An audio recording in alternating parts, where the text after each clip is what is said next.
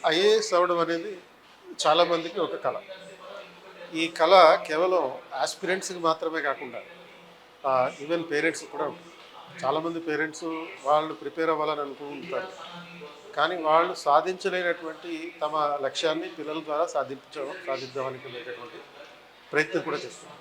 So మరి ఈ నేపథ్యంలో సివిల్ సర్వీస్ ప్రిపరేషన్ పిల్లలు ఎప్పటి నుంచి మొదలుపెట్టారు? అంటే జనరల్‌గా డిగ్రీ తర్వాత మొదలు పెడుతుంటారు. కానీ ఇంటర్ నుంచే కనుక మీరు సివిల్ సర్వీస్ ప్రిపరేషన్ మొదలు పెడితే ఖచ్చితంగా మొదటి ప్రయత్నంలోనే సివిల్ సర్వీస్ అవ్వచ్చు. ఇంటర్‌తో పాటు సివిల్ సర్వీస్ ఫౌండేషన్, అలాగే మనకి డిగ్రీతో పాటు సివిల్ సర్వీస్ ఫౌండేషన్ కూడా. 21st సెంచరీ ఇలాంటి ఫౌండేషన్ ఇచ్చేటటువంటి ప్రయత్నం చేస్తుంది.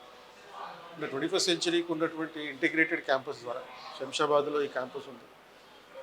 సో ఈ ఇంటిగ్రేటెడ్ క్యాంపస్‌లో ఇంటర్‌తో పాటు డిగ్రీ, అలాగే ఇంటర్‌తో పాటు సివిల్ సర్వీస్, అలాగే డిగ్రీతో పాటు సివిల్ సర్వీస్ ఫౌండేషన్ వేయడం జరుగుతుంది. కనుక ఆస్పిరెంట్స్ ఈ అవకాశాన్ని ఉపయోగించుకోండి. మొదటి ప్రయత్నంలోనే సివిల్ సర్వీస్ సాధించే ప్రయత్నం చేయండి.